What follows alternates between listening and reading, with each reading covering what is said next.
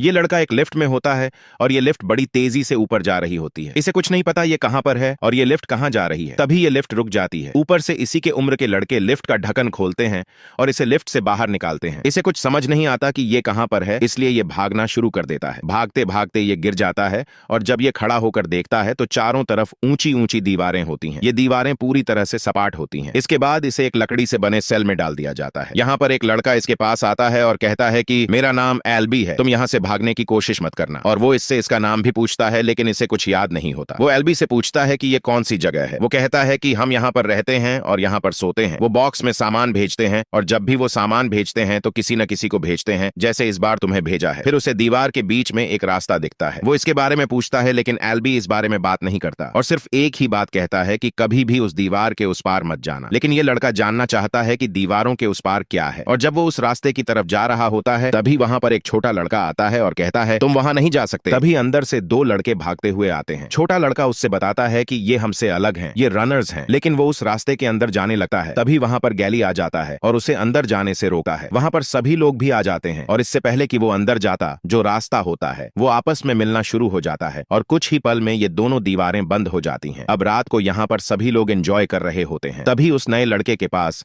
जो पहली बार यहाँ पर आया है, एक लड़का आता है और उसे कुछ लड़कों को दिखाता है और कहता है कि वो सभी रनर्स हैं। वो हर सुबह मेज के अंदर भागते हैं। वो यहाँ से बाहर जाने का रास्ता ढूंढते हैं और ऐसा वो पिछले 3 सालों से कर रहे हैं। ये सब बहुत ताकतवर हैं और अगर कोई भी रनर शाम होने से पहले मेज के अंदर से नहीं आता तो उसे दोबारा कोई भी नहीं देख पाता। फिर ये दोनों उस जगह पर जाते हैं जहां रनर्स होते हैं और तभी इनमें से एक रनर इससे कहता है कि हो जाए 2-2 हाथ और इन दोनों के बीच कंपटीशन होना स्टार्ट हो जाता है। इसी कंपटीशन के दौरान गैली इस नए लड़के को जमीन पर गिरा देता है। ये सर के बल गिरता है और इसे अपना नाम याद आ जाता है। ये सभी को बताता है कि मेरा नाम थॉमस है। ये सुनकर वहां पर सभी खुश हो जाते हैं। अगले दिन थॉमस पूछता है कि क्या कभी कोई इन दीवारों के ऊपर चढ़ने की कोशिश की। वो कहता है कि यहाँ से निकलने का सिर्फ एक ही रास्ता है और वो है ये भूल भुलैया। अब अगले दिन भूल भुलैया के अंदर एल्बी भी जाता है, लेकिन वो रनर नहीं होता। आज से पहले उसने ऐसा नहीं किया। अब एल्बी मेज के अंदर है और शाम हो जाती है। एल्बी और उसका साथी वापस नहीं आते और अब मेज के दरवाजे बंद होना शुरू हो जाते हैं। लेकिन इससे पहले कि दरवाजे पूरी तरह से बंद होते, वहां पर एल्बी और उसका साथी पहुंच जाते हैं। लेकिन एल्बी की तबीयत बहुत खराब है